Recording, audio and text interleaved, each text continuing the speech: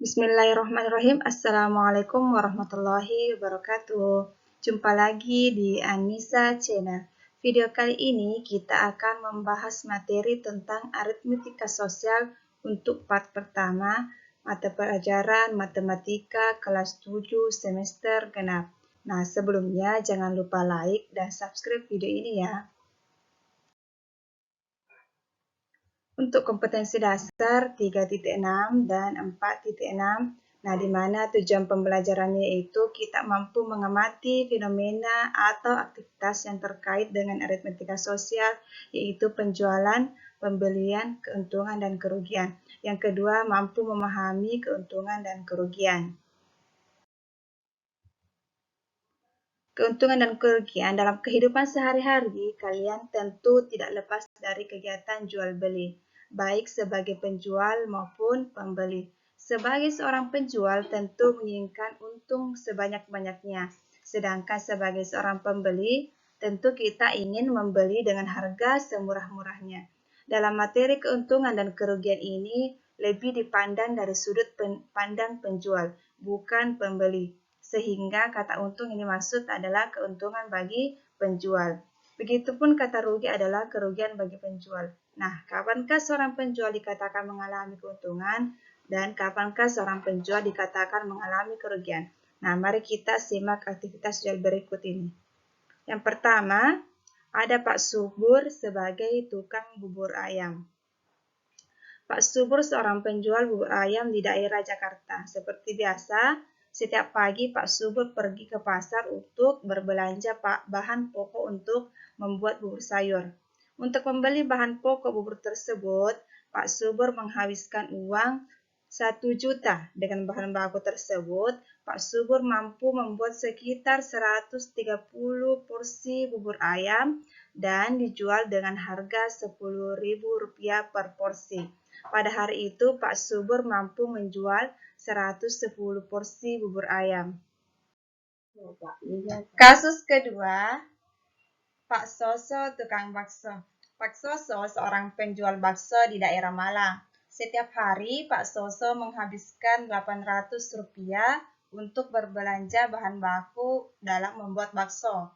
Dengan bahan baku tersebut, Pak Soso mampu membuat rata-rata 120 porsi dengan harga Rp8.000 per porsi.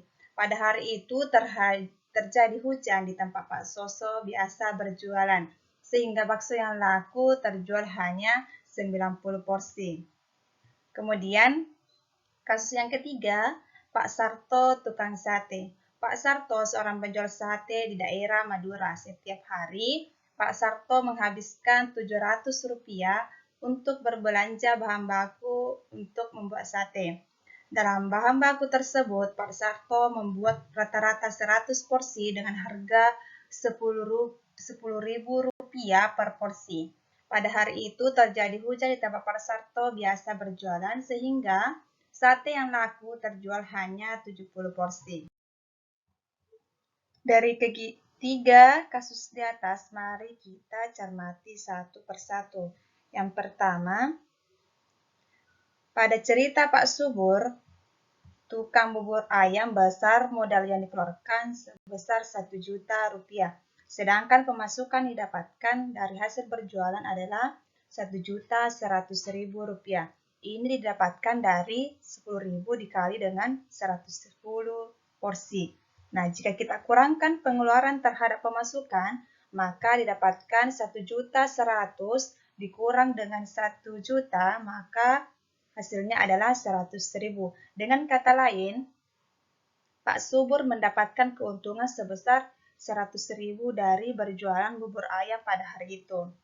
Nah, kasus kedua, pada cerita Pak Soso tukang bakso, besar modal yang dikeluarkan adalah Rp800.000, sedangkan pemasukan didapatkan dari hasil berjualan adalah Rp720.000. Didapat dari 8.000 dikali dengan 90.000, itu hasilnya Rp720.000. Nah, jika kita kurangkan pengeluaran terhadap pemasukan, maka didapatkan Rp720.000 dikurang Rp800.000, hasilnya adalah negatif Rp80.000 Dengan kata lain, Pak Soso mengalami kerugian sebesar Rp80.000 dari berjualan bubur ayam pada hari itu. Kasus yang ketiga, pada cerita Pak Sarto tukang sate, besar modal yang dikeluarkan adalah Rp700.000. Sedangkan pemasukan yang didapatkan dari hasil berjualan adalah Rp700.000. Didapatkan dari 10.000 dikali dengan 70 porsi. Hasilnya adalah Rp700.000.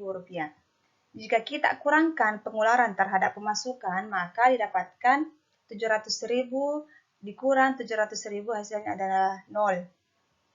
Pada kasus ini, Pak Sarto tidak mendapatkan untung maupun rugi. Dengan kata lain, Pak Sarto pada hari itu impas atau balik modal.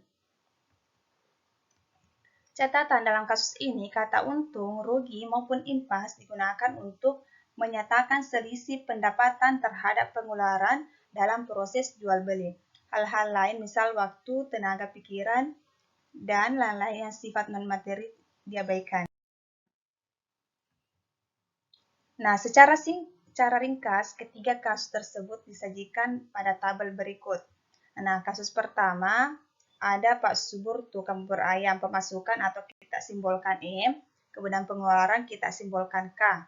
Jadi di sini pemasukannya 1.100.000, pengeluarannya 1 juta, jadi M kurang K atau pemasukan kurang pengeluaran, hasilnya adalah 100.000, berarti keterangannya isinya adalah untung. Kemudian Pak Soso tukang bakso, pemasukannya 720, kemudian pengeluarannya Rp800.000. Jadi M kurang K berarti negatif 80, berarti rugi Rp80.000. Kemudian Pak Sarto tukang sate, pemasukannya 700, pengeluarannya 700, berarti M kurang K berarti 0. Jadi di sini untuk Pak Sarto ini impas atau balik modal. Dapat diambil kesimpulan bahwa suatu perdagangan menghasilkan laba atau keuntungan jika harga penjualan lebih dari harga pembelian, atau laba sama dengan laba di sini keuntungannya, laba disebut juga keuntungan, sama dengan harga jual dikurang dengan harga beli. Suatu perdagangan dikatakan mengalami kerugian jika harga penjualan kurang dari harga pembelian, atau rugi sama dengan harga beli dikurang dengan harga jual. Contoh, Amir membeli sepeda dengan harga Rp75. Ia memperbaiki sepeda itu dengan biaya Rp15.000. Kemudian sepeda dijual lagi dengan harga Rp100.000. Berapakah laba yang diperoleh Amir? Jadi yang ditanyakan di sini adalah keuntungan yang diperoleh Amir. Nah, penyelesaiannya, jadi di sini harga pembeliannya itu Rp75.000 ditambah dengan perbaikan Rp15.000, berarti totalnya adalah Rp90.000.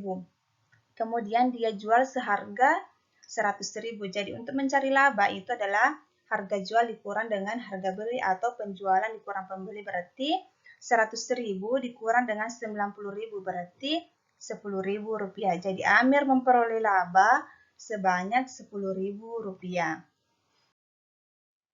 Contoh yang kedua, seorang perajin membuat sebuah kerajinan tangan dengan biaya produksi Rp70.000.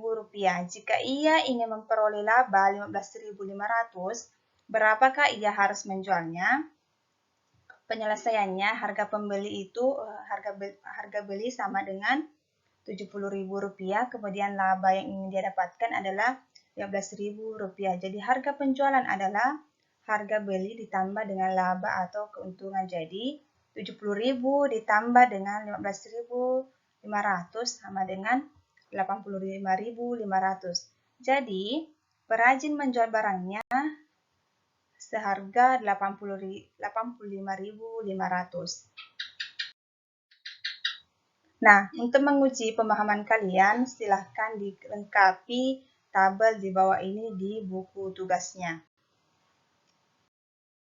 Itulah penjelasan video kita kali ini.